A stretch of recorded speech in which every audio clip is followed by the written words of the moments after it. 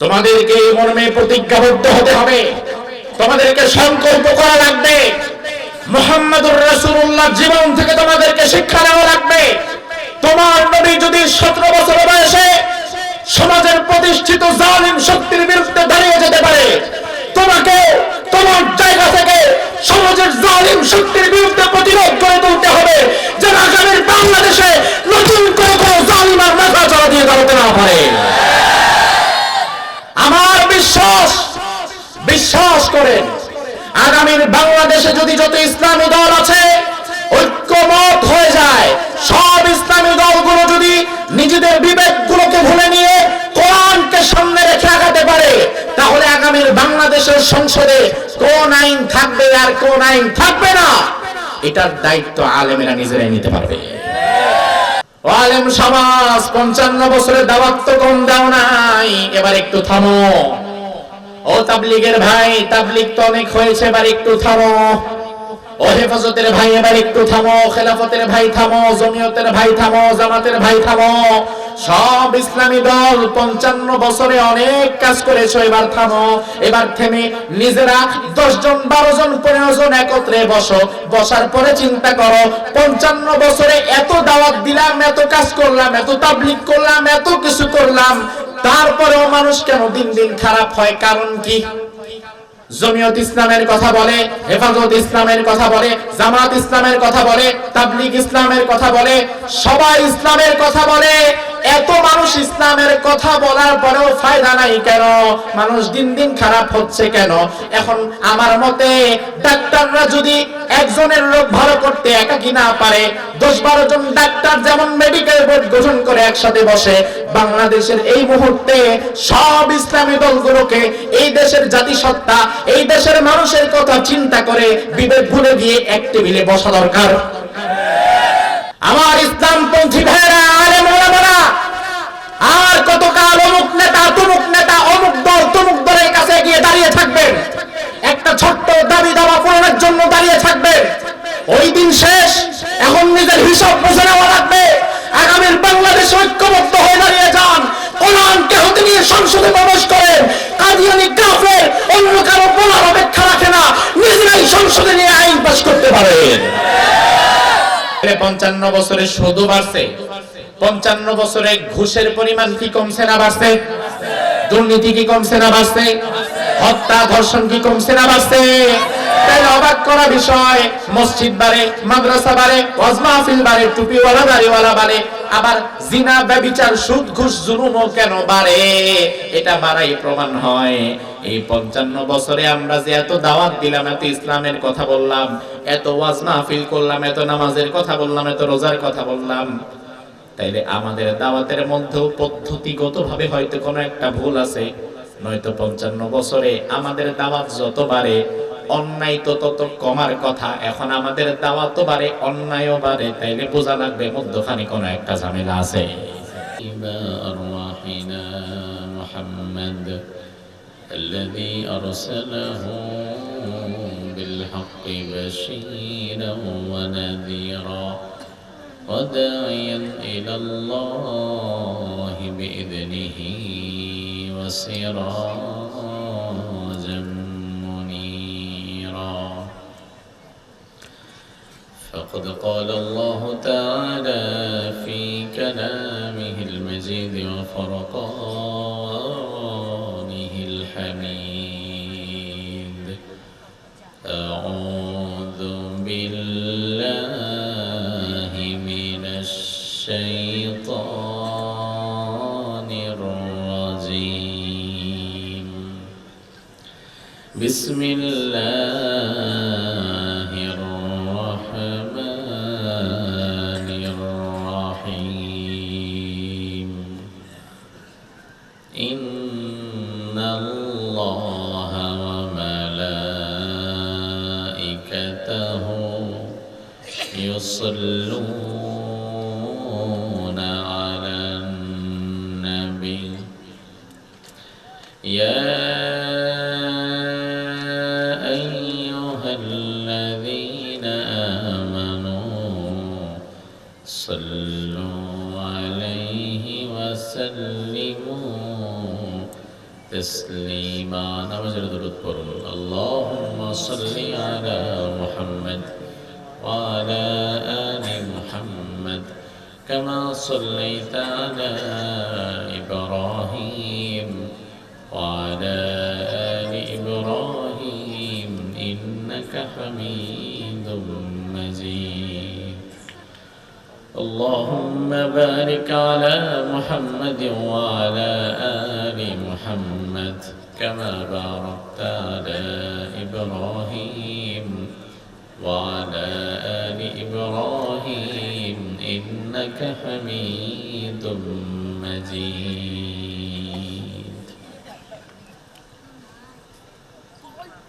সকল প্রশংসার একমাত্র মালিককে। এতগুলো মানুষ মিলে আল্লাহর নাম নিলেন, আওয়াজ শুনে মনে হলো লাগাতার 3 দিন রোজা রাখছেন, সেহরিও খান নাই, ইফতারিও খান নাই। এতগুলো মানুষ মিলে যদি সত্যি আল্লাহর নাম নিতেন তাইলে আওয়াজ কি আরো কমতো না বাড়তো? অবশ্য আপনারা চালাক আছেন, চিন্তা করতেছেন 2 মাস পরে নির্বাচন, তখন আবার চা খাওয়া লাগবে, 200 টাকাও নেওয়া লাগবে, স্লোগান দেওয়া লাগবে নেতার পেছনে। এই জন্য গলায় আওয়াজ কিছু জমায় রাখি, তখন কাজে লাগাবো। আমার দেশে 200 টাকা আর 1 কাপ চা ধরায় দিলে মিথ্যাবাদী নেতার পেছনে সারাদিন দৌড়ায় স্লোগান দিতে পারে এমন কর্মী আছে না নাই? এদেরকে আবার মসজিদে যখন আনবেন, মাহফিলে যখন নিবেন, ভালো কাজে যখন নিবেন, তখন গলা থেকে আওয়াজ বের হয় না। অথচ এই জবান, এই কথা বলার শক্তি আমাদেরকে দিয়েছে কি নেতা নাকি আল্লাহ? তাহলে যে আল্লাহ আমার জবানে কথা বলার শক্তি দিল, ওই আল্লাহর জন্য কি জবান খরচ করার দরকার আছে না নাই? এবার বলেন, সকল প্রশংসার একমাত্র মালিককে। সে আল্লাহর জন্য প্রশংসা করছি, আমরা পড়ছি আলহামদুলিল্লাহ। পড়েন আল্লাহু আকবার কাবীরা আলহামদুলিল্লাহি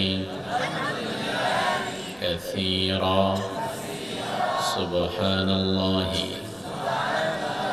বুকরাতাও ওয়া আসীলা। প্রশংসা করলাম কার?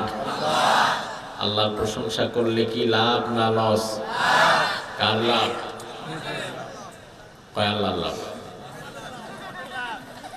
আজকে বাদামতলীর মানুষ আল্লাহর প্রশংসা করে বিরাট লাভ বানায় দিচ্ছে, নাইলে যে কি অবস্থাটা হইতো।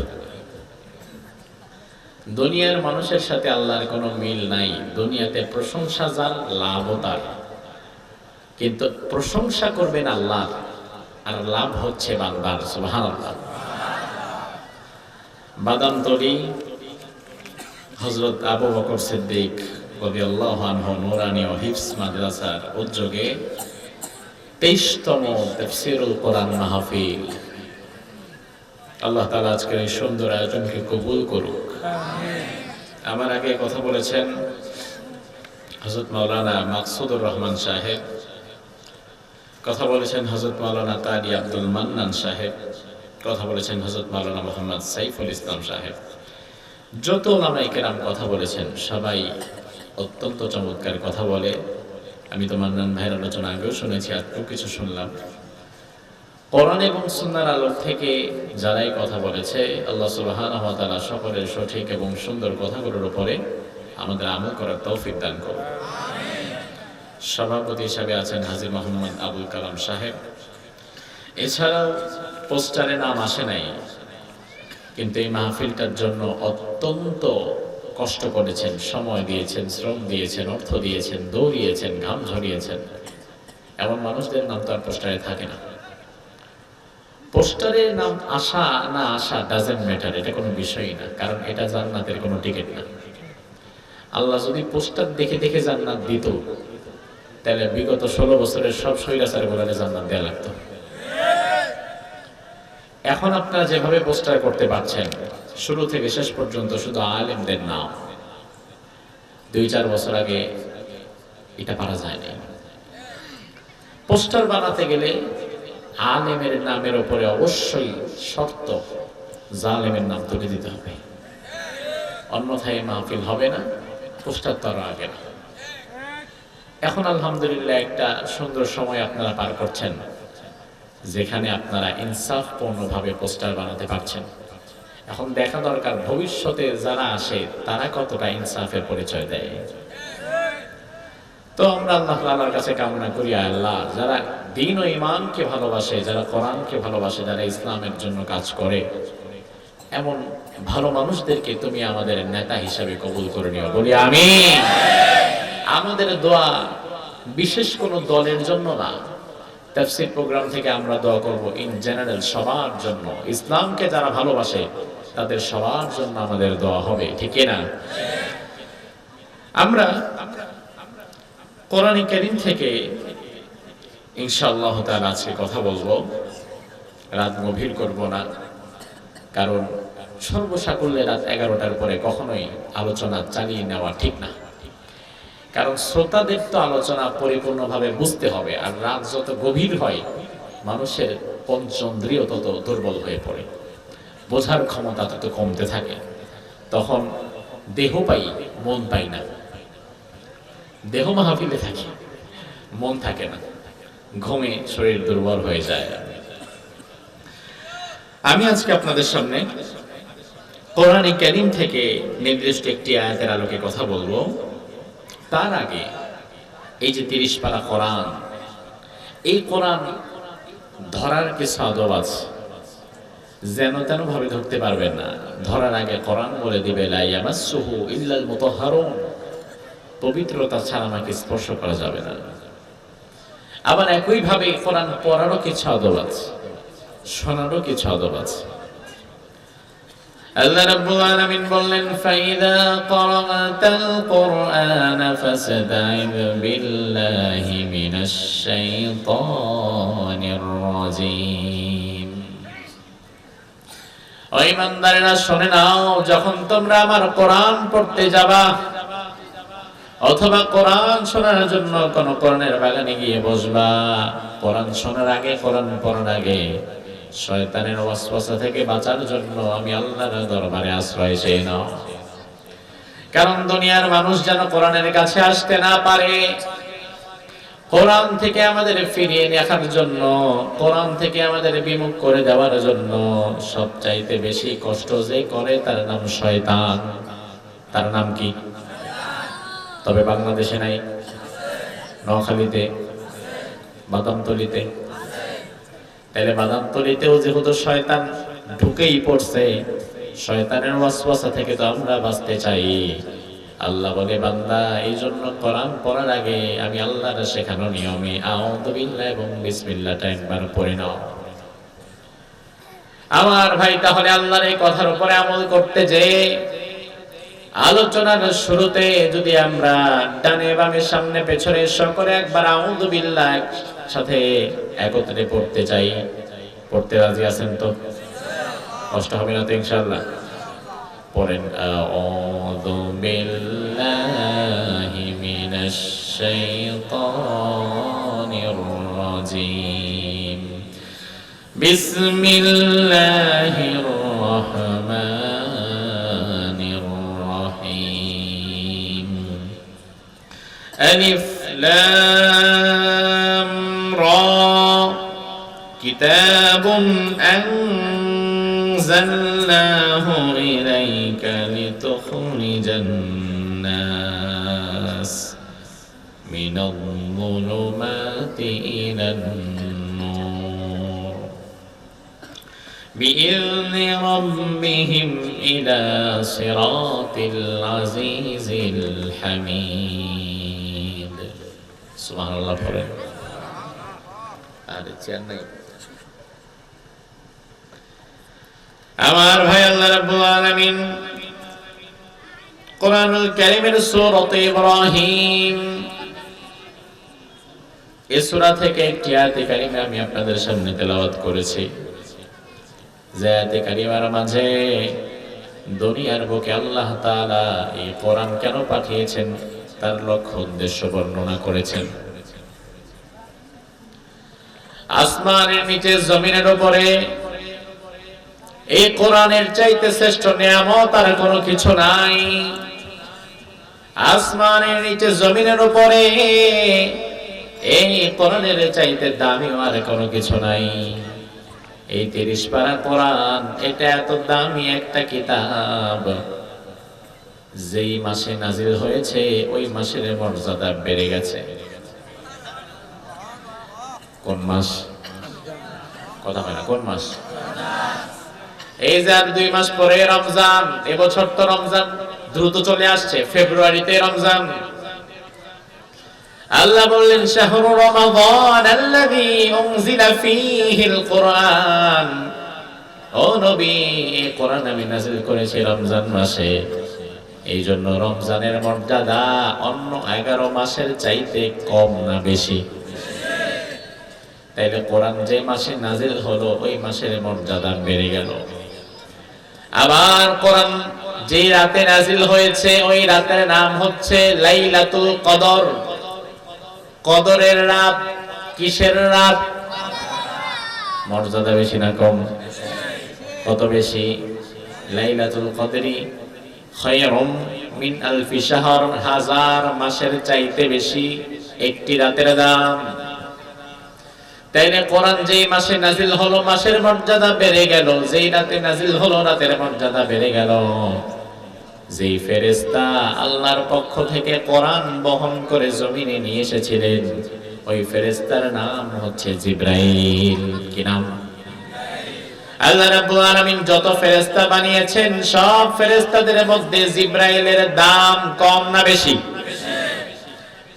আবার আমার ভাই, কোরআন যার উপরে নাজিল হলো তিনি আমাদের বিশ্বনবী মুহাম্মদ সাল্লাল্লাহু, গোটা সৃষ্টি জগতের মধ্যে বিশ্বনবীর দাম কম না বেশি?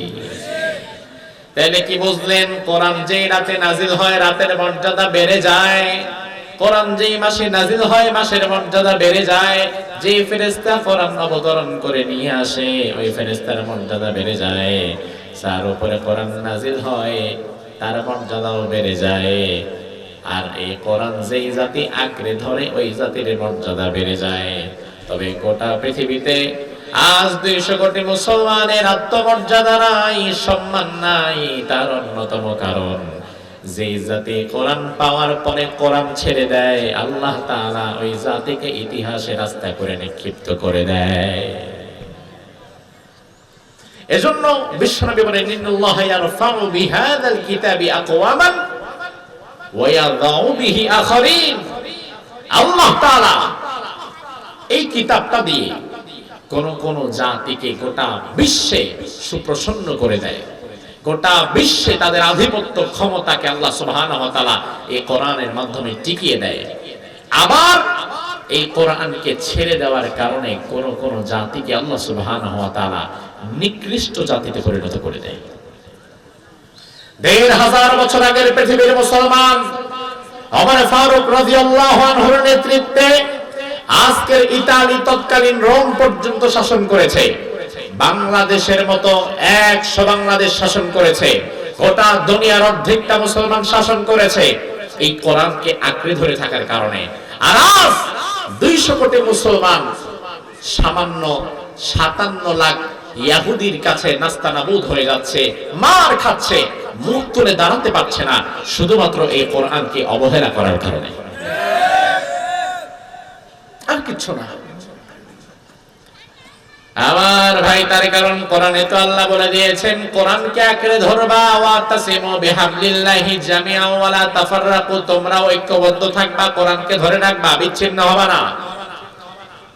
পৃথিবীতে এখন এই আয়াতের উপরে আমল করে যদি 200 কোটি মুসলমান এক কাতারে দাঁড়িয়ে যেত, তারা যদি বিচ্ছিন্ন না হতো, তাহলে ইসরায়েলে ইহুদি আছে মাত্র 57 লাখ। 200 কোটি মুসলমান যদি কোরআনের উপরে আমল করে এক কাতারে দাঁড়ায় যেত, 200 কোটি মুসলমানের জিহাদ করা লাগতো না। 200 কোটি মুসলমান শুধুমাত্র একসাথে থুথু নিক্ষেপ করলে 57 লাখ ইহুদি ভেসে চলে যেত। জিহাদের দরকার হতো না। 200 কোটির থুতুর ধাক্কায় 57 কোটি শেষ, 57 লাখ শেষ।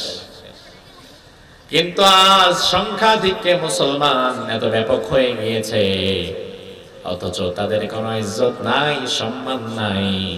সম্মান মর্যাদা যদি ফিরে পেতে চাই, তাইলে কোরআনের কাছে আবার দলমত ভুলে গিয়ে আমাদের ফিরে আসার দরকার আছে না নাই?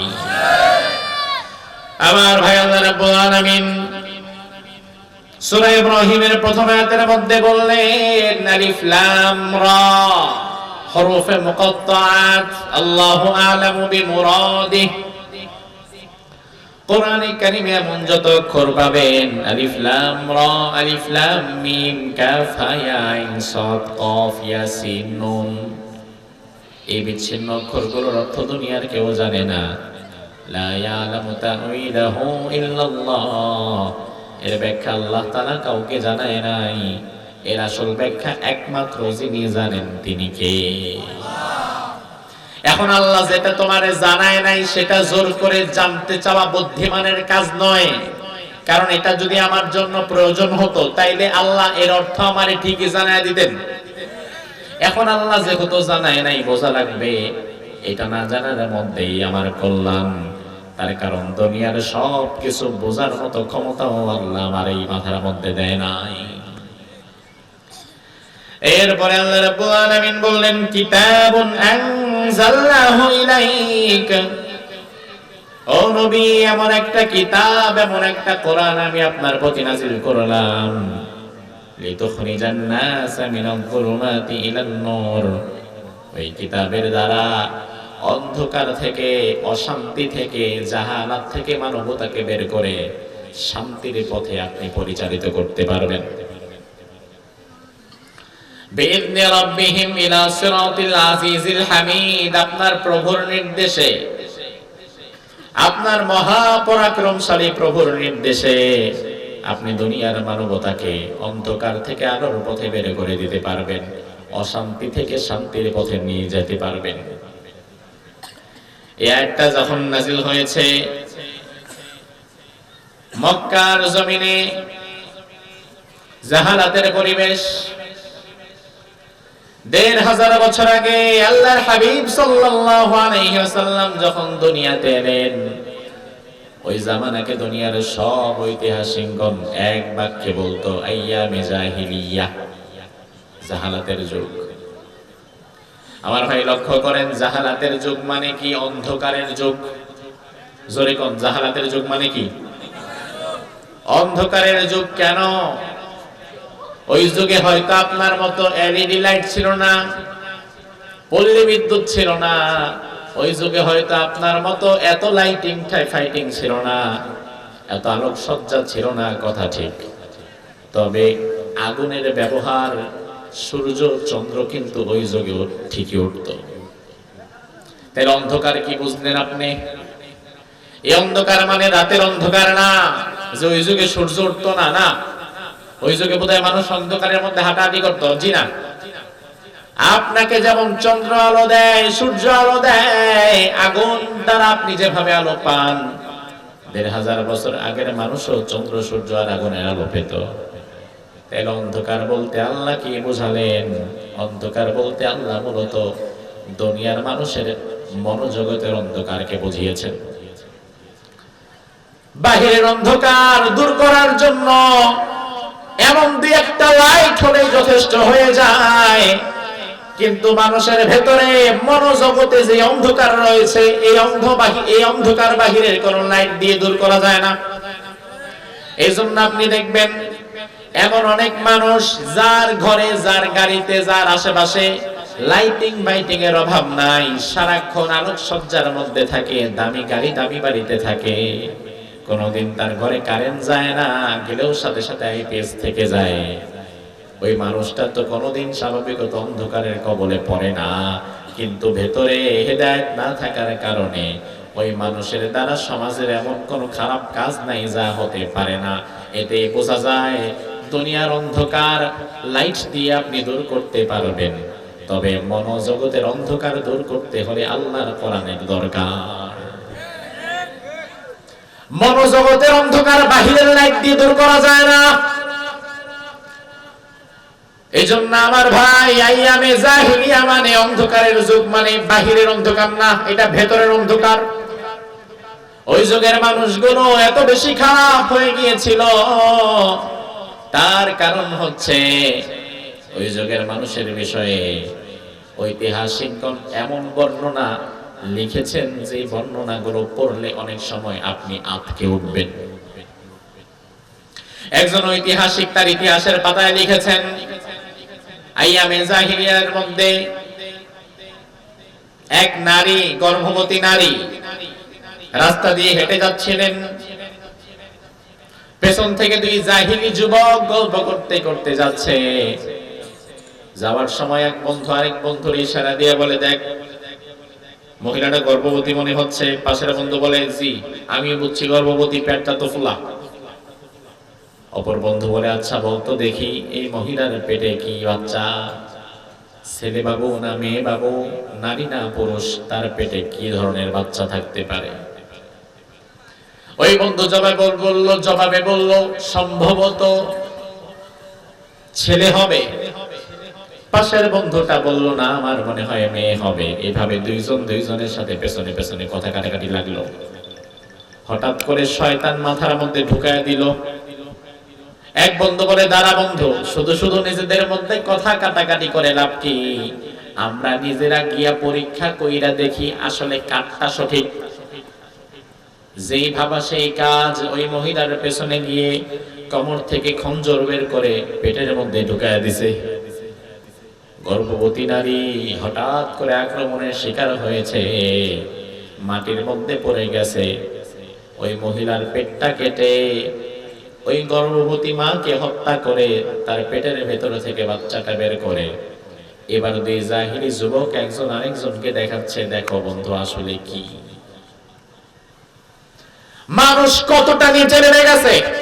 কথা কাটাকাটি করে একজন জীবিত মানুষকে হত্যা করে ফেলছে, তার পেটের বাচ্চা আসলে ছেলে না মেয়ে এটা বোঝার জন্য। তার মানে ওই মানুষগুলো শুধুমাত্র নামেই মানুষ ছিল, কার্যত তারা পশুর চাইতেও নিকৃষ্ট হয়ে গেছিল। তার কারণ দুনিয়ার কোন পশু এক পশু আরেক পশুকে হত্যা করে তার পেটের বাচ্চা বের করে না, ঠিক না? এমন জঘন্যতম একটা পরিবেশ, জাহালাতের সমাজ ব্যবস্থা বোঝানোর জন্য আমি মনে করি এই একটা ঘটনাই যথেষ্ট বুদ্ধিমানের জন্য। বেশি কথা বলা দরকার নাই, একটা ঘটনাতেই বুঝে নেন। আমার ভাই, তার কারণ কি? ওই মানুষগুলো এত খারাপ কিভাবে হয়ে গেল? হবেই না বা কেন? তার কারণ হচ্ছে আল্লাহ রাব্বুল আলামিন দুনিয়ার মানুষকে শয়তানের ফিতনা ফাসাদ থেকে বাঁচিয়ে রাখার জন্য যুগে যুগে যুগে যুগে নবী রাসূল পাঠিয়েছেন। আদম আলাইহিস সালাম থেকে শুরু করে বিশ্বনবী সাল্লাল্লাহু আলাইহি ওয়াসাল্লামের আগের নবী ঈসা নবী পর্যন্ত জমিনকে আল্লাহ রাব্বুল আলামিন এক মুহূর্তের জন্য নবী শূন্য রাখেন নাই, বরং একই সাথে জমিনে শত শত নবীর বসবাস ছিল। আল্লাহ কোরআনের মধ্যে বললেন, ওয়ালিকুল্লি কওমিন হাদ, দুনিয়ার প্রতিটি জাতির জন্য আমি নবী পাঠিয়েছি, আলাদা আলাদা নবী। মিশরের একজন নবী, তুরস্কের একজন নবী, ইরানের একজন, ইরাকের একজন, আরবের একজন, ফিলিস্তিনের একজন, এভাবে করে অঞ্চল ভেদে গোত্র ভেদে অসংখ্য নবী আল্লাহ তাআলা পাঠিয়েছেন। আদম থেকে শুরু করে ঈসা নবী পর্যন্ত দুনিয়ার জমিনকে আল্লাহ তাআলা এক মুহূর্তের জন্য নবী শূন্য রাখেন নাই। কারণ নবী শূন্য উম্মত মাঝিহীন নৌকার মতো। মাঝিহীন নৌকা, যে নৌকার কোনো মাঝি নাই, ওই নৌকা যদি আপনি আপনাদের পাশের কোন নদীতে নিয়ে বেঁধে দিয়ে আসেন, ওই নৌকাটাকে যদি মাঝিহীন নদীর বুকে ছেড়ে দেন, যেখানে রেখে আসবেন পরের দিন গিয়া দেখবেন ওই নৌকা ওখানে নাই, ভাসতে ভাসতে কোন দিকে চলে গেছে তার ঠিকও নাই। তবে একজন মাঝি যদি থাকতো, ওই মাঝি নৌকাটারে কন্ট্রোল করত। উম্মত যেন শয়তানের ধোঁকায় পড়ে জাহান্নামের দিকে না যায়, এই জন্য দুনিয়ার সব মানুষের মধ্যে আল্লাহ নবী রাসূল পাঠিয়েছেন। কোন মানুষকে এক সেকেন্ডের জন্য আল্লাহ নবী ছাড়া রাখে নাই, বরং একই সাথে একাধিক নবী রেখেছিলেন, সহকারী নবী, মূল নবী। যেমন মুসা আলাইহিস সালাম, তিনার জামানায় তিনি ছিলেন প্রধান নবী। আবার একই সাথে মুসা নবীর ভাই হারুন, তিনিও ছিলেন নবী। মুসা নবী মূল নবী, হারুন তার সহকারী নবী। নবী শূন্য আল্লাহ রাখেন নাই। মূসা আলাইহিস সালাম একবার আল্লাহর দরবারে বললেন, আল্লাহ আমারও তুমি এমন একটা কিতাব দাও যেই কিতাবের দ্বারা আমি বনি ইসরাঈলদেরকে তোমার পথে ডেকে আনবো। আল্লাহ রাব্বুল আলামিন বললেন, মূসা কিতাব দিতে পারি, তবে লোকালয় থেকে কিতাব পাবে না। কিতাব পাওয়ার জন্য বিশেষ ইবাদত করা লাগবে। যাও তুর পাহাড়ে চলে যাও, ওই তুর পাহাড়ের গোড়ায় বসে আমি আল্লাহর দরবারে 30 দিন একটানা রোজা রেখে তারপরে ইবাদত করো। 30 দিন পর আমি আল্লাহ তোমার কিতাব দেব। কয়দিন? কথা কয় না। কয়দিন? আমরা রোজা রাখি কয়দিন? মূসা আলাইহিস সালাম উম্মতদেরকে বললেন, এই উম্মতেরা শোনো, 30টা দিন আমি থাকতে পারবো না, আমার ভাই হারুন তোমাদের কাছে থাকবে। 30 দিন পর আমি তাওরাত আনবো, কিতাব আনবো, কিতাব নিয়ে তোমাদের কাছে হাজির হব, তোমরা থাকো। উম্মতেরা বলে ঠিক আছে, সমস্যা নেই, যান। উম্মতদেরকে বুঝায়া শোনায়া হাতে পায়ে মাথায় হাত বুলায় দিয়া সহকারী নবী একজন তাকে দায়িত্ব দিয়া এরপরে মূসা আলাইহিস সালাম গেলেন তুর পাহাড়ে। মূসা আলাইহিস সালাম যে তুর পাহাড়ে গিয়েছেন, যে তুর পাহাড় থেকে তিনি আল্লাহর সঙ্গে কথা বলেছেন, এই রমাদানে মিশর সফরের সময় ওই তুরে সাইনাটা আমি দেখলাম, এত উঁচু, এত কষ্ট, পাথরের পাহাড়, সেখানে উঠতে মিনিমাম সময় লাগবে 3 থেকে 4 ঘন্টা। এতটা কণ্টকাকীর্ণ পথ, ভয়ঙ্কর উঁচু খাড়া পাহাড়। ওই পাহাড়ে ওঠার পরে আমি চিন্তা করলাম, আল্লাহ, হাজার হাজার বছর আগে একজন নবী এত কঠিন পথ পাড়ি দিয়ে এই পাহাড়ে এসেছিলেন শুধুমাত্র উম্মতের কল্যাণের জন্য। মূসা আলাইহিস সালাম তুর পাহাড়ে গেলেন। 2 দিন 3 দিন করে সময় অতিবাহিত হতে লাগলো। 30 দিন যখন পার হয়ে গেছে, এবার আল্লাহ রাব্বুল আলামিন নতুন ভাবে বললেন, মূসা আরো 10টা দিন বাড়ায় নাও, 40 দিন পূর্ণ করো। 30 দিনে হবে না, আরো 10 দিন বাড়াও। মূসা কয়, আল্লাহ আমার সমস্যা নাই, আমি আরো 10 দিন বাড়াতে প্রস্তুত। আমার ভাই লক্ষ্য করেন বিষয়টা, মূসা আলাইহিস সালাম তো 10 দিন বাড়ায়া বসে বললেন, কিন্তু উম্মত জানে মূসা ফিরবে 30 দিন পরে। এখন মূসার কাছে যে নতুন আরো 10 দিনের রুটিন আসছে, এই খবর কি উম্মত জানে? জানে? এবার উম্মত তো ভেজাল লাগাই দিছে। 30 দিন পার হয়ে যাওয়ার পরে 31 দিন যখন চলে যায়, নবী আর আসে না। উম্মতেরা বলা বলি করে, মূসা মনে হয় আর আসবে না, পথ ভুল করে অন্যদিকে ঢুকে গেছে। অনেক উম্মত বলে, মূসারে মনে হয় জঙ্গলের বাগে খেয়া ফেলাইছে, আর আসবে না। 2-3 দিন অতিবাহিত হয়ে যাওয়ার পরেও যখন মূসা নবী আর আসে না, সেই যুগে আরেক ব্যক্তি ছিল, তার নাম সামিরী। ওই সামিরী গরুর বাছুর একটা বানায়া বনি ইসরাইলদের লোকদেরকে বলল, মূসা যে আল্লাহর কাছে গেছে, ওই আল্লাহ আর নাই, আর মূসাও আর নাই, তোমরা সবাই মূসা আর মূসার আল্লাহর ইবাদত দিয়া এই গরুর বাছুরের পূজা শুরু করো। নাউজুবিল্লাহ কি ভাষায় গিয়ে বলবেন? আমার ভাই লক্ষ্য করেন, উম্মতেরাও সামিরীর কথা মতো মূসা আলাইহিস সালামের সাথে গাদ্দারি করে, আল্লাহর সাথে কুফরি করে ওই গরুর বাছুরের পূজা শুরু করে দিয়েছে। হারুন আলাইহিস সালাম সহকারী নবী, তিনি বারবার বোঝাতে চেষ্টা করেছেন, তার কথা তারা বোঝে নাই, বরং হারুন নবীকে তারা মানতে উদ্যত হয়েছে। 40 দিন পর মূসা আলাইহিস সালাম তাওরাত পেলেন। তাওরাত নিয়ে এবার তিনি ফিরে এলেন। ফিরে এসে দেখে, সর্বনাশ, আমার উম্মত তো আর লাইনে নাই। এত কষ্ট করে বুঝায় শোনা যাদেরকে ঈমানের উপরে রাখছিলাম, আমি মাত্র 40 দিন ছিলাম না, এই 40 দিনের শয়তান আবার তাদেরকে জাহান্নামের মধ্যে ঢুকায় দিছে, অথচ সহকারী নবী হারুন তখনও জমিনে জীবিত। আমার ভাই, ঘটনাটা বলার উদ্দেশ্য কি? আমি আপনাকে বোঝাতে চাইলাম, একজন মূল নবী মাত্র 40 দিন তার উম্মত থেকে পৃথক, সহকারী নবী তখনও বিদ্যমান, আর তাতেও উম্মতেরা শয়তানের ধোঁকায় পড়ে জাহান্নামের পথে চলে গিয়েছে। আর আল্লাহ তাআলা যদি কোন জাতির নবী ছাড়া বছরের পর বছর রেখে দেয়, তাইলে তাদের অবস্থা কি হবে? 40 দিনের ব্যবধানে একটা জাতি নষ্ট হয়ে গেছে। ঈসা আলাইহিস সালাম পর্যন্ত আল্লাহ রাব্বুল আলামিন এই জন্য দুনিয়াকে এক মুহূর্তের জন্য নবী শূন্য রাখেন নাই, একাধারে নবীর পরে নবী, নবীর পরে নবী, নবীর পরে নবী। কিন্তু ঈসা আলাইহিস সালামকে আল্লাহ যখন তুলে নিলেন, ঈসা নবীকে তুলে নেওয়ার পরে হঠাৎ পৃথিবীতে যেন কি একটা হয়ে গেল। ঈসা নবীকে আল্লাহ তাআলা তুলে নিয়ে গেলেন, ওই মুহূর্তে দুনিয়াতে একজন নতুন করে আর কোনো নবী নাই। ঈসা আলাইহিস সালামের মৃত্যুর পরে এই প্রথম পৃথিবীর ইতিহাসে একটা দিন চলে যায়, পৃথিবীতে কোনো নবী নাই। দুইটা দিন চলে যায়, পৃথিবীতে কোনো নবী নাই। 2-4 মাস, 2-4 বছর, এভাবে করে 200-400-500 বছর চলে যায়, পৃথিবীর জমিনে আল্লাহর কোনো নবীদান নাই। ও ভাই আমার, আপনি আপনার বিবেকের কাছে প্রশ্ন করেন, মুসা নবীর উম্মত যদি নবী ছাড়া 40 দিন থাকায় শয়তানের ধোকায় পড়তে পারে, তাইলে আল্লাহ যেই জাতিরে 500 বছরের বেশি নবী শূন্য রাখছেন, ওই জাতি কতটা নিচে নামতে পারে? 500 বছর চলে গেছে, দুনিয়াতে নবী নাই। অবশেষে 577 বছর পর দুনিয়ার বুকে আল্লাহ তাআলা নবুয়তের শেষ সূর্যটা ওঠালেন।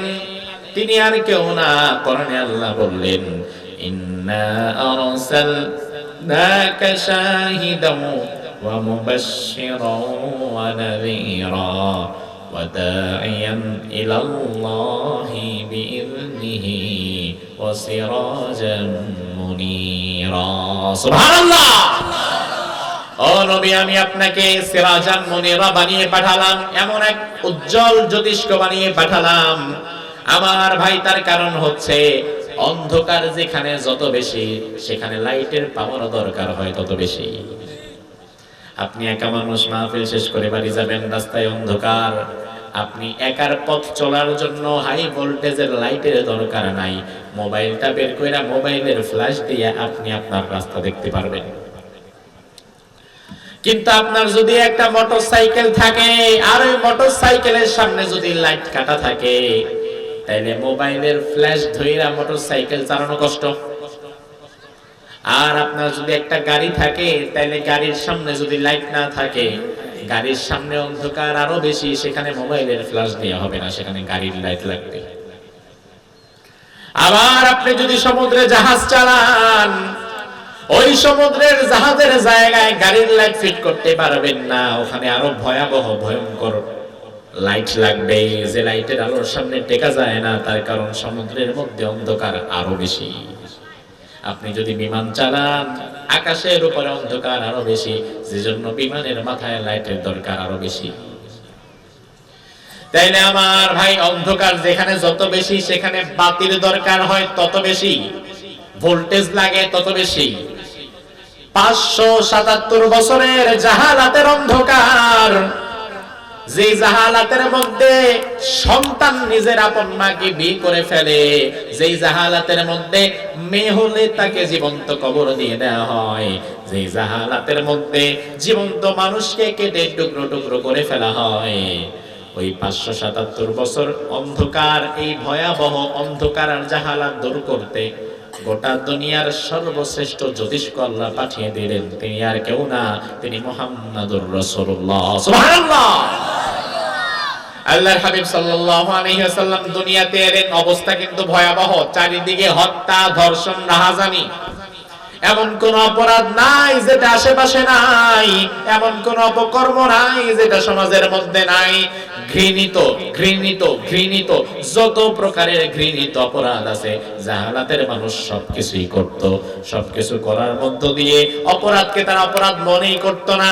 চোর চুরি করত, এটাকে কোনো অপরাধ মনেই করত না। ডাকাত ডাকাতি করত, এটাকে কোনো অপরাধ মনেই করত না। এই জন্য দেখা যেত, আগের দিন রাত্রে ডাকাতি করে পরের দিন বন্ধুদের কাছে গল্প করত, গত রাত্রে অমুক ঘরে অমুক বাড়িতে এত কিছু ডাকাতি কইরা নিয়ে আসতে পারছি, এটা গর্বের সাথে বলতো। অর্থাৎ এটা যে অপরাধ, ওই মানুষদের মধ্যে এটা ছিলই না। আল্লাহর হাবিব সাল্লাল্লাহু আলাইহি ওয়াসাল্লাম এমন একটা পরিবেশে দুনিয়াতে এলেন, এই সামাজিক দুরবস্থাগুলো দেখতে দেখতে বিশ্বনবী বড় হতে লাগলেন। আল্লাহর হাবিবের বয়স গিয়ে দাঁড়ালো 17 বছর। কত বছর? জোরে কম। বয়সটা একেবারে কমও না আবার একেবারে বেশিও না, মোটামুটি সামাজিক বিচার ব্যবস্থা বোঝার মতো বয়স। 17 বছরের যুবক মুহাম্মদ ইবনে আব্দুল্লাহ, তখনও তিনি মুহাম্মাদুর রাসূলুল্লাহ না, কারণ কোরআন আল্লাহ তাআলা তখনও তাকে দেয় নাই, নবুয়ত আল্লাহ তাআলা তখনও দেয় নাই। তখনও তার পরিচয় আব্দুল্লাহর বেটা মুহাম্মদ, আব্দুল্লাহর ছেলে মুহাম্মদ, আবু তালেবের ভাতিজা মুহাম্মদ। 17 বছরের মুহাম্মদ ইবনে আব্দুল্লাহ তিনি দেখলেন সমাজের মধ্যে দুরবস্থা, অন্যায়, অত্যাচার এত বেশি বেড়ে গেছে, এগুলো দেখে দেখে চুপ থাকা যায় না। তিনি চিন্তা করলেন, আমি একা কি করতে পারবো, বরং আমি আমার সমমনা কিছু যুবকদেরকে নিয়ে একটা ছোট্ট সংগঠন গড়ে তুলি, যে সংগঠনের মধ্য দিয়ে সামাজিকভাবে আমরা কিছু ভালো কাজ করব। এখনো আমার দেশের গ্রামে গঞ্জে বিভিন্ন জায়গায় যুবকদের এমন কিছু সামাজিক সংগঠন আছে না নাই? যুবকদের অনেক সামাজিক সংগঠন আছে। ওই যুবকদের বয়স কিন্তু 15, 16, 18, 20, 25, 30 এর মধ্যেই। আল্লাহর হাবিবের বয়স 17 বছর বয়স। সংগঠন করলেন, নাম দিলেন হিলফুল ফুজুল। কি নাম? হিলফুল ফুজুল। এটা আমরা অনেকেই জানি, কমন কথা। তবে আমার ভাই, হিলফুল ফুজুল নামটা আমরা জানি কথা ঠিক, তবে হিলফুল ফুজুল এর কাম কি ছিল, এর কার্যবিধি কি ছিল, সেটা আমরা অনেকেই জানি না। দুনিয়ার মানুষ যখন কোন সংগঠন করে, ওই সংগঠনে কিছু কার্যবিধি থাকে, যে কি কি কাজ করব আমি এই সংগঠনের মধ্য দিয়ে। আল্লাহর হাবিব হিলফুল ফুজুল গঠন করলেন। হিলফুল ফুজুল গঠন করে তিনি 8 দফা, 10 দফা, 15 দফা, 20 দফা কোন কর্মসূচি দিলেন না। হিলফুল ফুজুল গঠন করে তিনি মাত্র একটা কর্মসূচি দিলেন। কয়টা? একটা। এটা মনে রাখেন, যেহেতু 10টা না, এই জন্য মনে রাখা সহজ হবে। বিশ্বনবীর হিলফুল ফুজুলের প্রধান কর্মসূচি ছিল একটা। জোরে কোন, কয়টা? মনে রাখবেন সারা জীবন, যে আমার নবীর জীবনের প্রথম সংগঠনের প্রথম কর্মসূচিটা কি ছিল। সিরাতে মুস্তাফা, সিরাতে মুস্তাফার মুসান্নিফ লিখছেন, আল্লাহর হাবিব হিলফুল ফুজুল গঠন করে তিনি কর্মসূচি দিলেন, আন্নাল ফুদুলা তাহালাফু ওয়া তাকাদু আল্লা ইউকিমা বিবাতনি মক্কাতা যালিম। বিশ্বনবী বড় করে কর্মসূচি ঘোষণা করে লিখে দিয়ে দিলেন, আমাদের হিলফুল ফুজুলের যত যুবক আছি, আমরা সবাই হাতে হাত রেখে এই মর্মে ওয়াদা করছি, ঐক্যবদ্ধ হচ্ছি, আমরা আগামীতে মক্কার জমিনে কোন জালিম স্বৈরাচারকে আল্লাহ ইউকিমা, ইকামত হতে দেব না, স্থায়ী হতে দেব না, দাঁড়াতে দেব না, বিবাক্কাতা যালিম, কোন জালিমকে মক্কায়। অর্থাৎ মূল কথা হচ্ছে, আমরা যুবকেরা ঐক্যবদ্ধ হয়ে গেলাম জুলুমের বিরুদ্ধে। কোন জালিম স্বৈরাচার, কোন ফ্যাসিস্টকে এই মক্কার জমিনে আমরা দাঁড়াতে দেব না। আমার ভাই, একটা মজার বিষয় লক্ষ্য করেন, ওই জামানায় জুলুম আর এমন কি, ওই জামানায় তো সামাজিক আরো অপরাধ ছিল, ছিল না? কথা বলেন, ছিল কিনা? ওই জামানায় চুরি ছিল কিনা, ডাকাতি, জিনা, ব্যভিচার, হত্যা, ধর্ষণ। তো রাসূলের তো দরকার ছিল, 1 নাম্বার হত্যা বন্ধ করা লাগবে, 2 নাম্বার মদ বন্ধ করা লাগবে, 3 নাম্বার জিনা বন্ধ করা লাগবে, 4 নাম্বার ডাকাতি বন্ধ করা লাগবে। এই কর্মসূচিগুলো দেয়াই না বুদ্ধিমানের কাজ ছিল। কিন্তু রাসূল এইগুলা একটাও না করে তিনি সরাসরি বললেন, আল্লাহ ইউকিমা বিবাতনি মক্কাতা যালিম, কোন জালিমরে মক্কার জমিনে আমরা দাঁড়াতে দেব না। আমার ভাই, তার কারণ কি? তার কারণ আপনার মেধা আর বিশ্বনবীর মেধা এক নয়। আপনি চিন্তা করবেন যেখানে, রাসূল চিন্তা করবেন তার চেয়ে অনেক উপরে, ঠিক না? আপনি চিন্তা করবেন গাছের আগায় পানি দেই, আর রাসূল যদি পানি দেয় তাহলে আগায় না গোড়ায় পানি দেয়। আল্লাহর হাবিব চিন্তা করলেন যে না, মক্কা নগরীতে হত্যা, ধর্ষণ, চুরি, ডাকাতি সব আছে। তো এইগুলা বন্ধ করতে না যে তিনি সবার আগে বললেন যে আল্লাহ ইউকিনা বিবাতনি মাক্কা যালিম, আমরা কোন জালিম, স্বৈরাচার, কোন ফ্যাসিস্টকে এই জায়গায় নতুন করে আর দাঁড়াতে দেব না। তার কারণ হচ্ছে যেই জমিনে জালিম, স্বৈরাচার, ফ্যাসিস্ট দাঁড়িয়ে যায় ওই জমিন থেকে কোনোদিন হত্যা, ধর্ষণ, চুরি, ডাকাতি, চোরা কারবারি আর মাদক দ্রব্য বন্ধ করা যায় না। খুব স্বাভাবিক। আজকে আপনাদের এলাকার 15 জন 20 জন ছেলে দাঁড়িয়ে গেল যে আমরা আমাদের বাদামতলিতে, আমরা আমাদের এই ইউনিয়নে আর কোন মাদক ব্যবসা হতে দিব না। 20 জন 30 জন 50 জন যুবক দাঁড়ায় গেল আপনাদের মাহফিল থেকে যে আমরা আগামীকাল থেকে মাদকের বিরুদ্ধে যুদ্ধ ঘোষণা করলাম। এবার যুবকেরা ঐক্যবদ্ধ হয়ে গেছে। 2-4 দিন পরে রাত 12টার পরে রাস্তার মধ্যে একজনকে মাদক বিক্রি করতে হাতে নাতে যুবকেরা ধরছে। ধরার পরে এবার তারা কি করবে? নিজেরা তো বিচার করতে পারবে না, বিচারের জন্য আইন আদালত আছে। এলাকার গণ্যমান্য জঘন্য ব্যক্তিরা আছে, তাদের কাছে নিয়ে যাওয়া লাগবে। নিয়ে গেল কার কাছে? হয়তো চেয়ারম্যান সাহেব, নয়তো আরো বড় ক্ষমতাবান, নয়তো এমপি সাহেব। এমন ব্যক্তির কাছে নিয়ে গিয়ে বলল, স্যার, আমাদের এলাকায় আমরা সিদ্ধান্ত নিয়েছি কোন মাদক ব্যবসা হতে দেব না, যুবকরা খারাপ হয়ে যাচ্ছে, এটা আমরা হতে দেব না। এই জন্য আমরা 50 জন যুবক এক হয়েছিলাম, আর আজ আমরা এমন একজন মাদক কারবারিকে হাতে নাতে ধরছি, আপনার কাছে নিয়ে আসলাম, বিচারটা আপনি করবেন। ওই চেয়ারম্যান, ওই এমপি, সে যদি হয় নিজেই জালিমের দোসর, তাহলে ওই মুহূর্তে আপনাদের সামনে হয়তো তারে 2-1 চড় থাপ্পড় দিয়ে ধমক দিবে, আপনাদেরকে পাঠায় দিবে, এরপরে আবার তারে বলবে দেখে শুনে কাজ করতে পারো না, ঠিক কিনা? অথবা জেলে যদি আপনারা মাদক কারবারিকে দেন, আগামীকাল রাস্তার মোড় থেকে 2-4টা চোরা কারবারি আর মাদক দ্রব্যের ডিলারকে ধরে আপনারা জেলের মধ্যে দিলেন, উপর মহল থেকে আরেকজন কল করে তাদেরকে ছাড়াই দিবে। তার মানে কি বুঝলেন? আপনি কি বুঝলেন? আপনি একজন অন্যায়কারীকে ধরবেন, এদেশের বিচার ব্যবস্থা, আইন আদালত তাকে শাস্তি দিতে পারবে না যতদিন না পর্যন্ত এই জমিন থেকে জালিমকে বিদায় করা না যায়। এজন্য আমার মুসলমান ভাইরা, 17 বছরের মুহাম্মদ ইবনে আব্দুল্লাহ, তোমার নবী 17 বছর বয়সে জীবনের প্রথম কর্মসূচি দিয়েছে জালিমের বিরুদ্ধে। আর দুঃখ লাগে ওই নবীর উম্মত 17-18 বছরের যুবক জালিমের বিরুদ্ধে কর্মসূচি দেওয়া তো দূরের কথা, বরং নিজেই জালিমের হাতের লাঠি হয়ে কাজ করে। তোমাদেরকে এই মর্মে প্রতিজ্ঞাবদ্ধ হতে হবে, তোমাদেরকে সংকল্প করা লাগবে, মুহাম্মদুর রাসূলুল্লাহ জীবন থেকে তোমাদেরকে শিক্ষা নেওয়া লাগবে। তোমার নবী যদি 17 বছর বয়সে সমাজের প্রতিষ্ঠিত জালিম শক্তির বিরুদ্ধে দাঁড়িয়ে যেতে পারে, তোমাকে তোমার জায়গা থেকে সমাজের জালিম শক্তির বিরুদ্ধে প্রতিরোধ করে তুলতে হবে, যেন আগামীর বাংলাদেশে নতুন করে কোনো জালিম আর মাথা চড়া দিয়ে দাঁড়াতে না পারে।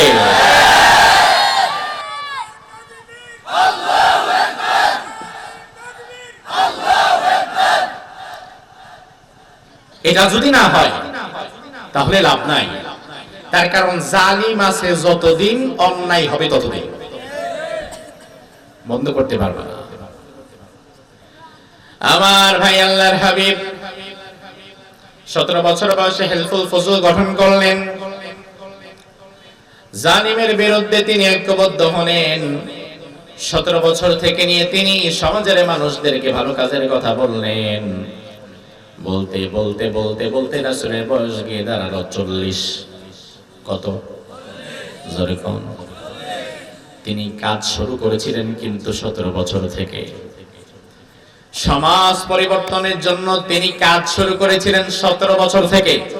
তাহলে 17 থেকে নিয়ে 40 কয় বছর হয়? 23 বছর। এবার 23 বছর যখন হয়ে গেছে, কাজের বয়স, সংগঠনের বয়স, দলের বয়স, এবার 40 বছর বয়সে রাসূল চিন্তা করলেন, সংগঠনটা একটা বানাইছিলাম, দল তো একটা খুলছিলাম, এই দলের মধ্য দিয়ে সমাজের মানুষকে ভালো বানাবার জন্য আমি একদিন দুই দিন না 23 বছর কাজ করলাম। এখন 23 বছর পরে আমার একটু হিসাব করা দরকার যে আসলে এই 23 বছরে আমার দল দিয়া, আমার সংগঠন দিয়া মক্কার মানুষের পরিবর্তন কতটা হলো।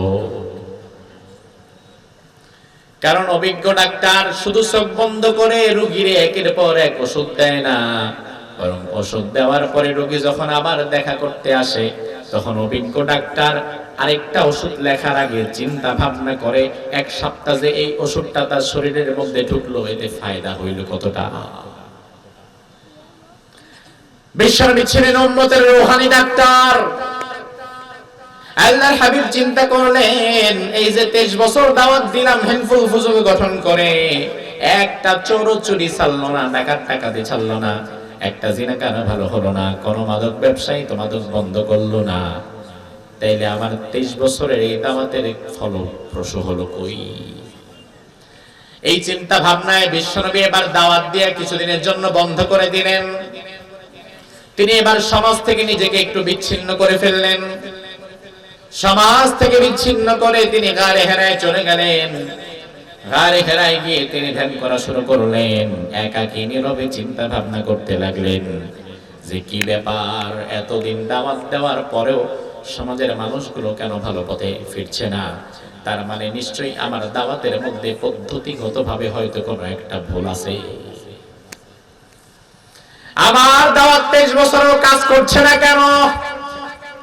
23 বছরেও মানুষ হেদায়েত কেন পাচ্ছে না? এই জন্য 23 বছর দাওয়াত দিয়া বিশ্বনবী থেমে গেলেন। 23 বছর দাওয়াত দিয়া বিশ্বনবী একাকী চিন্তামগ্ন হতে লাগলেন। আমার ভাই, এই যে আমাদের বাংলাদেশ 71 সালে স্বাধীন হয়েছে, আজ 2025, মনোযোগ দেন। তাহলে 71 থেকে নিয়ে 2025 বাংলাদেশের বয়স হয়ে গেছে প্রায় 55 বছর, ঠিক না?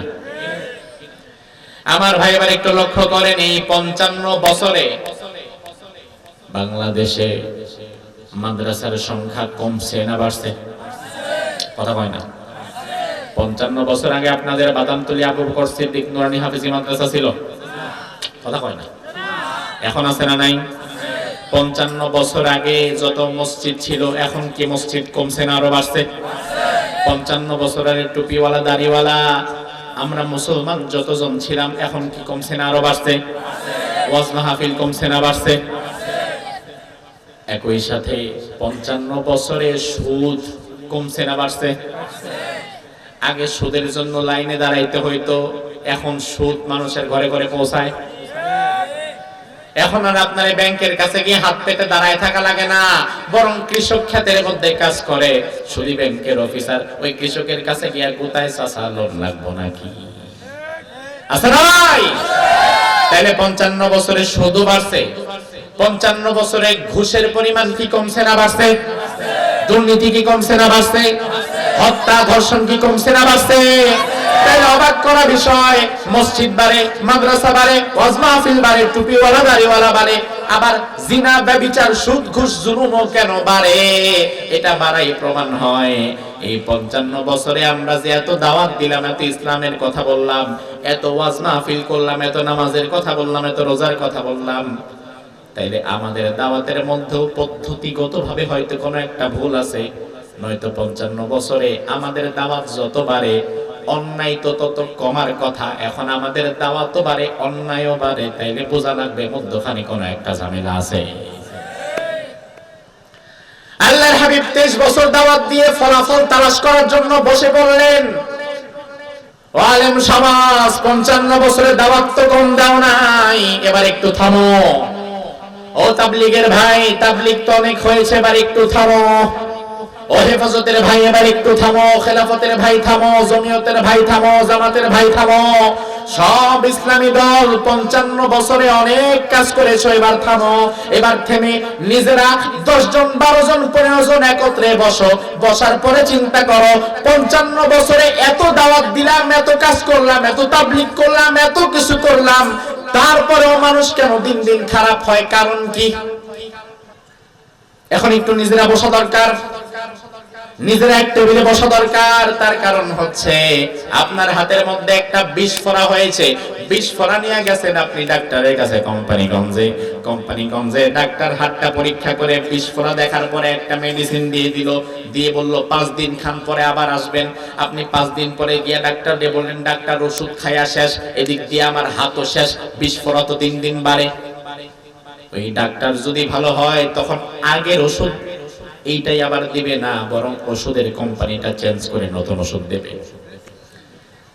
আবার বলবে 5 দিন পরে আসেন। 5 দিন পরে যাওয়ার পরে যদি ডাক্তার দেখে সর্বনাশ, বিষ ফোড়া বাড়তে বাড়তে আরো বহু ছড়ায় গেছে, তখন ওই ডাক্তার নিজে নিজে পাকনামি না করে বরং তার চাইতে বড় এমবিবিএস প্রফেসরের কাছে পাঠাবে।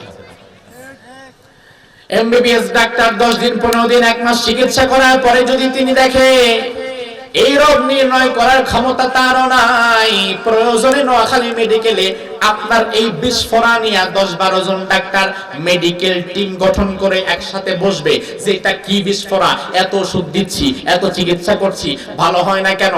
আপনার বিস্ফোরণ নিয়ে 10-12 জন ডাক্তার একত্রে বসে, এটাকে বলে মেডিকেল বোর্ড গঠন করা। 10 জন ডাক্তার একত্রে বসে আপনার বিস্ফোরণ নিয়ে আলোচনা করবে। 10 জন 10 জনের মতো করে আলোচনা করে একটা সিদ্ধান্তে আসবে। 55 বছরে বাংলাদেশে বহু দল আমরা দেখলাম, কত ইসলামী দল, ইসলামী দলের অভাব নাই। জমিয়ত ইসলামের কথা বলে, হেফাজত ইসলামের কথা বলে, জামাত ইসলামের কথা বলে, তাবলীগ ইসলামের কথা বলে, সবাই ইসলামের কথা বলে। এত মানুষ ইসলামের কথা বলার পরেও ফায়দা নাই কেন? মানুষ দিন দিন খারাপ হচ্ছে কেন? এখন আমার মতে ডাক্তাররা যদি একজনের রোগ ভালো করতে একাকি না পারে, 10-12 জন ডাক্তার যেমন মেডিকেল বোর্ড গঠন করে একসাথে বসে, বাংলাদেশের এই মুহূর্তে সব ইসলামী দলগুলোকে এই দেশের জাতিসত্তা, এই দেশের মানুষের কথা চিন্তা করে বিবেক ভুলে দিয়ে এক টেবিলে বসা দরকার। এক টেবিলে বসে এবার চিন্তা করা দরকার, এই জাতির রোগটা কোথায়, কেন আমাদের দাওয়াতে কাজ হচ্ছে না। এবার বিভেদ করা দরকার নাই। আসেন আমরা একসাথে হাতে হাত মিলাই আগামীর বাংলাদেশটাকে কোরআন দিয়ে আমরা সাজাই, ঠিক না? আমার বিশ্বাস করেন, আগামীর বাংলাদেশে যদি যত ইসলামী দল আছে ঐক্যমত হয়ে যায়, সব ইসলামী দলগুলো যদি নিজেদের বিবেকগুলোকে ভুলে নিয়ে কোরআনকে সামনে রেখে আগাতে পারে, তাহলে আগামীর বাংলাদেশের সংসদে কোন আইন থাকবে আর কোন আইন থাকবে না, এটার দায়িত্ব আলেমেরা নিজেরাই নিতে পারবে। কিছুদিন আগে ঢাকায় ঐতিহাসিক একটা সমাবেশ হয়ে গেছে, খতমে নবুয়ত সমাবেশ, কাদিয়ানী বিরোধী সমাবেশ। কাদিয়ানীদের প্রসঙ্গে আমরা সবাই এক, সে বিএনপি হোক, আওয়ামী লীগ হোক, জামাত হোক, জাতীয় পার্টি হোক, জাসদ বাসদ যেই হোক না কেন, কাদিয়ানীর প্রসঙ্গে আমরা এক। কারণ কাদিয়ানী যারা, তারা নবীকে শেষ নবী, রাসূলকে তারা শেষ নবী এটা অস্বীকার করে। নাউজুবিল্লাহ বলে। তো রাসূলকে যারা শেষ নবী বলে না, মানে না, তারা কি ঈমানদার না কাফের? ঈমানদার না কাফের? ঢাকার সোহরাওয়ার্দী উদ্যানে লক্ষ লক্ষ ওলামায়ে কেরামদেরকে নিয়ে সমাবেশ হলো, কাদিয়ানী বিরোধী সমাবেশ। সেই সমাবেশে দাবি জানানো হলো যে কাদিয়ানী বিরোধী আইন আমরা চাই, সংসদে আইন চাই, কাদিয়ানী কাফের, এই মর্মে সংসদে আমরা একটা আইন পাশ করতে চাই। নবীর পরে নবী নাই, কাদিয়ানীদের ঈমান নাই, সংসদে আইন চাই। অর্থাৎ কাদিয়ানীরা বাংলাদেশে থাকুক, আমাদের সমস্যা নাই, তবে ঈমানদার মুমিন পরিচয় থাকতে পারবে না, তাদেরকে কাফের পরিচয় থাকা লাগবে। কথা কি ঠিক কিনা? আচ্ছা, এই দাবির সাথে এখানে আমরা যারা আছি, আমরা সবাই একমত কিনা? রাজনৈতিক দল যেটাই হোক, আমরা এই দাবির সাথে একমত কিনা? একমত। তো এই দাবি এতদিন আগে জানানো হলো, এখনো পর্যন্ত এই দাবির কোনো সুরাহা নাই, এখনো পর্যন্ত এই দাবি পাস হয় নাই। এই দাবি করতে করতে বিগত 55 বছরে কত বড় বড় আলেম ওলামা বিদায় হলো, কত শাইখুল হাদিস, মুফতি, মুফাসসির বিদায় হলো, শুধুমাত্র নবীর পরে নবী নাই, সংসদে আইন চাই, কাদিয়ানীরা কাফের, সংসদে আইন চাই। এই দাবিটুকু জানাবার জন্য কত মানুষ আন্দোলন করতে করতে জীবন শেষ করে দিল। 55 বছরের সংসদে কাদিয়ানীদের বিরুদ্ধে ইসলামের পক্ষে একটা আইন পাস করা হলো না। এটার কারণ স্বাভাবিক ভাই, আপনি আর কতকাল আরেকজনের কাছে ভিক্ষার্থী নিয়ে দাঁড়াবেন? আর কতকাল আরেকজনের কাছে ভিক্ষার ঝুড়ি নিয়ে দাঁড়াবেন? এবার কাঁঠাল খেতে চান? অন্যজনের কাঁঠাল গাছের নিচে ভিক্ষার ঝুড়ি নিয়ে দাঁড়ায় না থেকে নিজে কাঁঠাল গাছ লাগাবার চিন্তা করে। আমার ইসলামপন্থী ভাইরা, আলেম ওলামারা, আর কতকাল অমুক নেতা অমুক দল তমুক দলের কাছে গিয়ে দাঁড়িয়ে থাকবেন, একটা ছোট্ট দাবি দাওয়া পূরণের জন্য দাঁড়িয়ে থাকবেন? ওই দিন শেষ। এখন নিজের হিসাব বুঝে নেওয়া লাগবে। আগামীর বাংলাদেশ ঐক্যবদ্ধ হয়ে দাঁড়িয়ে যান। কোরআনকে হাতে নিয়ে সংসদে প্রবেশ করেন। কাদিয়ানি কাফের অন্য কারো বলার অপেক্ষা রাখে না, নিজেরাই সংসদে নিয়ে আইন পাস করতে পারেন। এটা যদি না পারেন তাহলে ওই বছরের পর বছর খালি ঘুরতে হবে, আইনের আইন হবে না। আমার ভাই আল্লাহর হাবিব 40 বছর বয়সে হেরা গুহায় যখন ধ্যান করলেন, কিতাবুন আনজালনাহু ইলাইক, এই কিতাব আপনারে দিলাম, এই কিতাবের দ্বারা আপনি এবার সমাজ পরিবর্তনে কাজ করেন। লিতুখরিজান নাস মিনাল যুলুমাতি ইলান নূর, সমাজের অন্ধকার উচ্ছন্ন খারাপ মানুষগুলোকে আপনি ভালো পথে ফিরিয়ে আনেন। এই কিতাব আল্লাহ নাজিল করলেন। নাজিল করে আল্লাহ জানায়া দিলেন, ও নবী, ইয়া আইয়ুহার রাসূল বাল্লিগ মা উনজিলা ইলাইকা মির রাব্বিক, ও নবী, আপনার রবের পক্ষ থেকে আপনার রব যা নাজিল করেছে সম্পূর্ণভাবে তা দুনিয়ার মানুষের কাছে প্রচার করে দেন। কোনো কিছু গোপন করার কোনো দরকার নাই। আল্লাহর হাবিব সাল্লাল্লাহু আলাইহি ওয়াসাল্লাম এবার দাওয়াত দিতে লাগলেন। আমার ভাই লক্ষ্য করেন, কোরআন যখন নাজিল হয়েছে রাসূলের বয়স তখন 40। জোরে কোন কত? কত? আবার বিশ্বনবী ইন্তেকাল করেছেন কত বছর বয়সে? 63। তাহলে 40, 41, 42 করে হিসাব করেন। 40 থেকে নিয়ে 63, এখানে কয় বছর হয়? 23 বছর। তাহলে বিশ্বনবীর জীবনে আমরা দাওয়াতের দুইটা দিক পেলাম। কোরআন আসার আগে 17 থেকে নিয়ে 40, 23 বছর দাওয়াত দিয়েছেন সমাজের মানুষকে, লাভ হয় নাই। আবার কোরআন আসার পরেও তিনার হাতে ছিল মাত্র 23 বছর। কোরআন আসার আগের 23 বছরে মুহাম্মদ ইবনে আব্দুল্লাহ নিজের মস্তিষ্ক প্রসূত বিষয়গুলো দিয়ে সমাজের মানুষকে দাওয়াত করেছেন, সমাজের মানুষ পরিবর্তন হয় নাই। আর কোরআন আসার পরে মুহাম্মদুর রাসূলুল্লাহ নিজের মন মতো না, কোরআন মতো সমাজের মানুষকে ভালো পথে ডেকেছেন। এই 23 বছরে গোটা আরব থেকে জাহালাত দূর করে দিলেন কে? একই মানুষ, একই ব্যক্তি। আগের 23 বছরে একজনও ভালো হয় নাই, আর পরে 23 বছরে আবু বকর, ওমর, ওসমান, আলীর মতো কিছু ভালো মানুষ তৈরি হয়ে গেছে। একই মানুষ, একই ব্যক্তি। আগের 23 বছরে একজনকেও ভালো বানাতে পারলেন না, হেদায়েত দিতে পারলেন না, আর পরের 23 বছরে লক্ষ লক্ষ সাহাবী তিনি তৈরি করে গেলেন।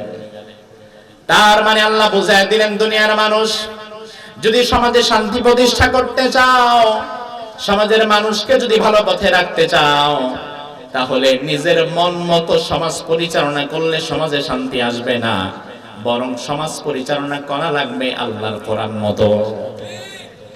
কথা কি ঠিক কিনা?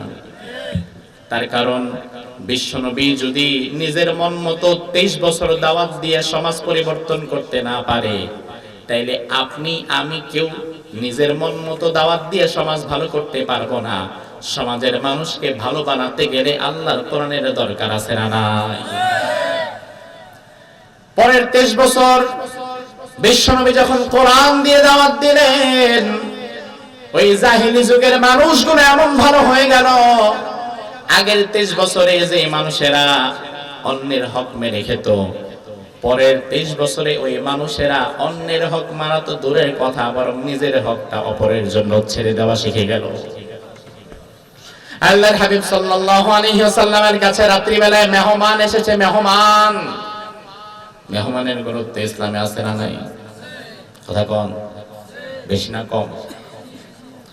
আল্লাহর হাবিব বললেন, মান কানা ইউমিনু বিল্লাহি ওয়াল ইয়াউমিল আখির ফালইউকরিম যায়ফাহু, তোমাদের কেউ যদি আল্লাহর প্রতি ঈমান আনে আর আখিরাতকে বিশ্বাস করে, তাহলে সে যেন তার মেহমানকে সম্মান করে। আল্লাহর হাবিব সাল্লাল্লাহু আলাইহি ওয়াসাল্লামের কাছে মেহমান এসেছে রাত্রি বেলায়। মেহমানকে খাওয়া দাওয়া করানো লাগবে, ভালো একটা জায়গায় রাখা লাগবে। তবে মেহমানকে খাওয়া দাওয়া করানোর মতো আর ভালো জায়গায় রাখার মতো ব্যবস্থা রাসূলের কাছে তখন ছিল না। আল্লাহর হাবিব সাল্লাল্লাহু আলাইহি ওয়াসাল্লাম এশার নামাজের পরে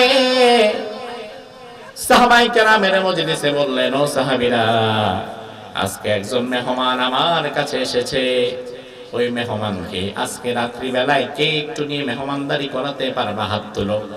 একটা রাত আমার মেহমানকে রাখো, মেহমানদারি করাও।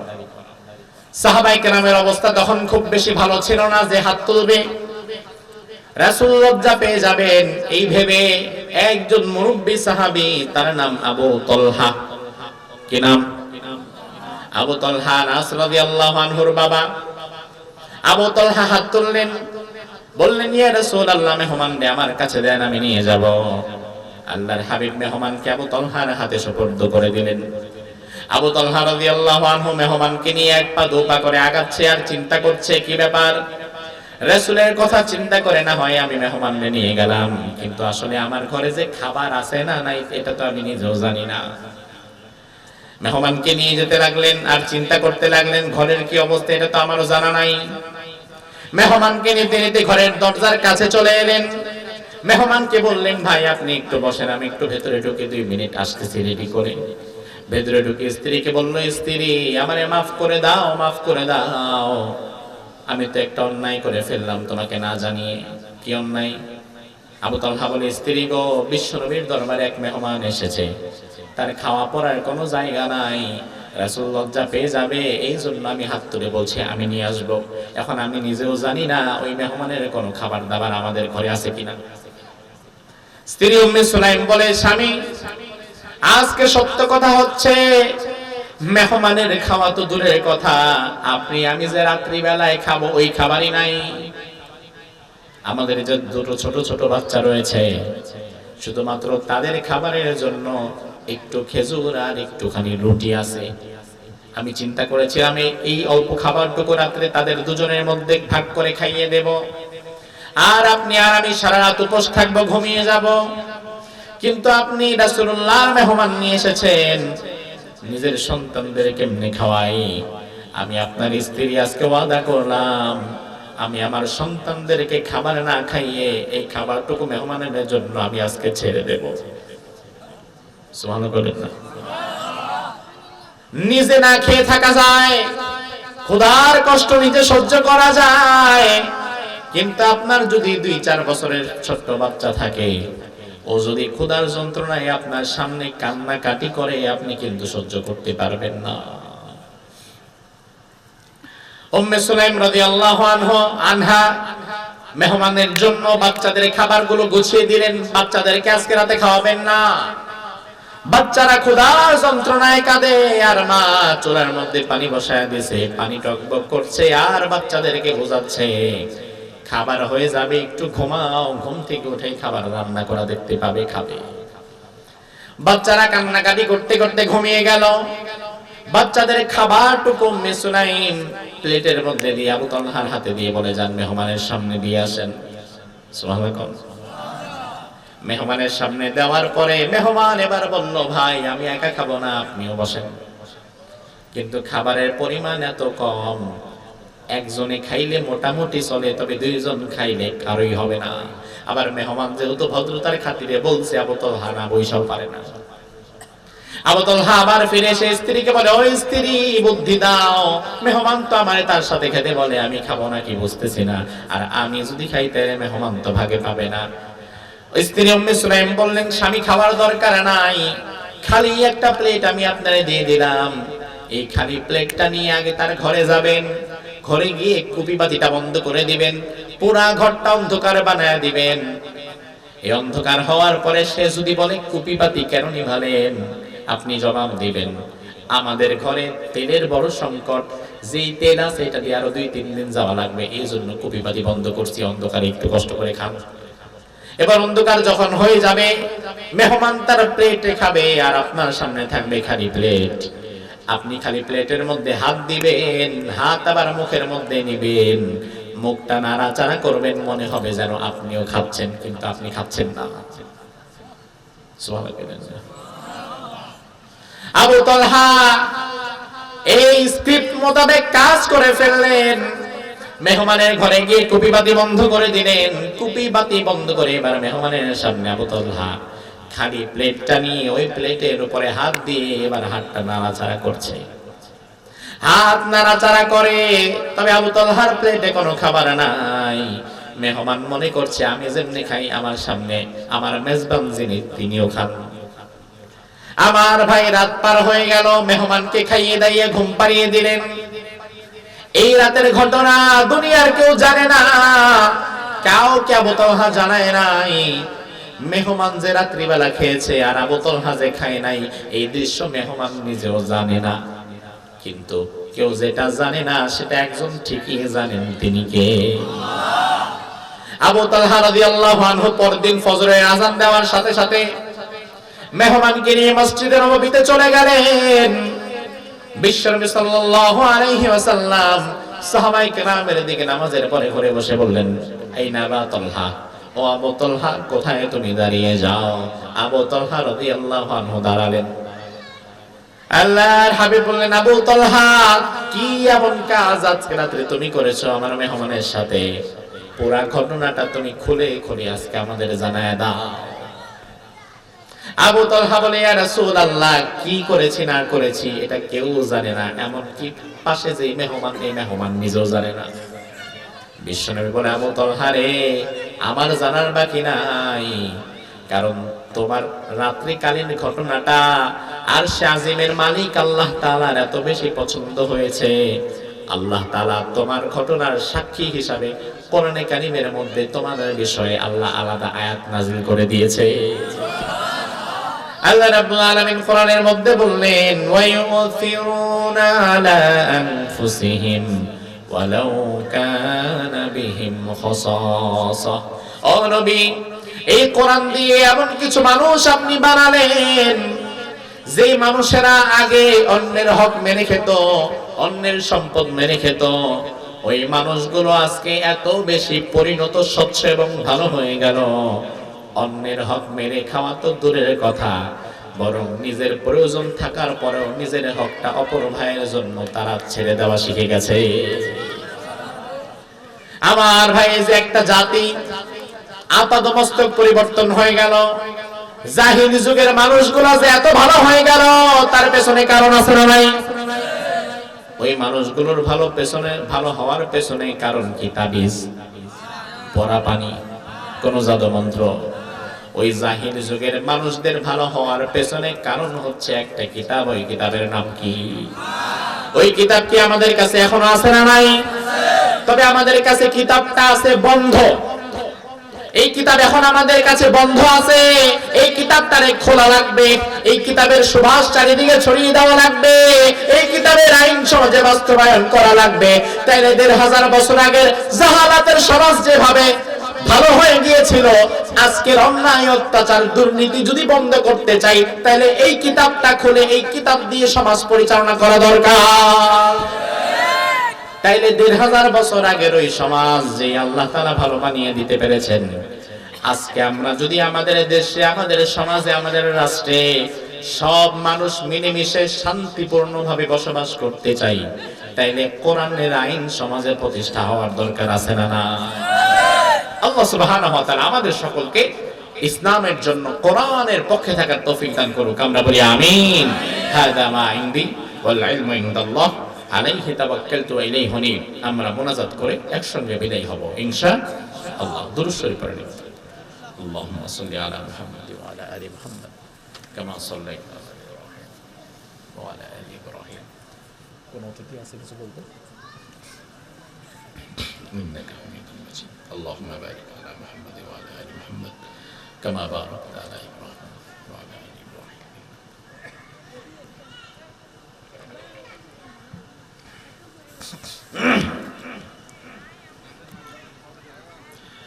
اللهم آمين. لا إله إلا هو الحليم. سبحان ربك رب العرش العظيم. اللهم لا مانع لما أعطيت ولا معطي لما منعت ولا ينفع ذا الجد منك الجد.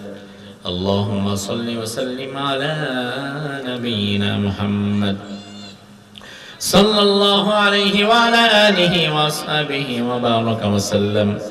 ربنا ظلمنا أنفسنا وإن لم تغفر لنا وترحمنا لنكونن من الخاسرين ربنا آتنا في الدنيا حسنة وفي الآخرة حسنة وقنا عذاب النار ربنا لا تزغ قلوبنا بعد إذ هديتنا وهب لنا من لدنك رحمة إنك أنت الوهاب رب ارحمهما كما ربياني صغيرا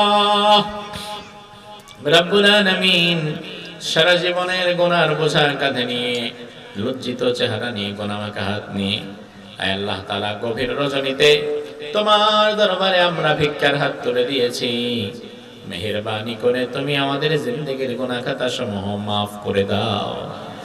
আজকের নামাজ, জিকির, আজকার, দান, সাদাকা সহকারে সারা জীবন যা ভালো আমল করেছি ভুল ভ্রান্তি মাফ করে তুমি তোমার শাহী দরবারে কবুল করে নাও। যেইভাবে আমল করলে তুমি খুশি হবে সেইভাবে আমল করার তৌফিক তুমি আমাদের দান করে দাও। রব্বুল আলামিন আল্লাহ তাআলা আমরা যারা হাত তুললাম আমাদের অনেকের মা নাই, অনেকের বাবা নাই, মা হারা বাবা হারা যত সন্তান হাত তুলে বসে আছে প্রত্যেকের পিতা মাতার কবরটাকে তুমি আল্লাহ জান্নাতের বাগান বানিয়ে দাও। রব্বুল আলামিন যাদের পিতা মাতা বেঁচে আছে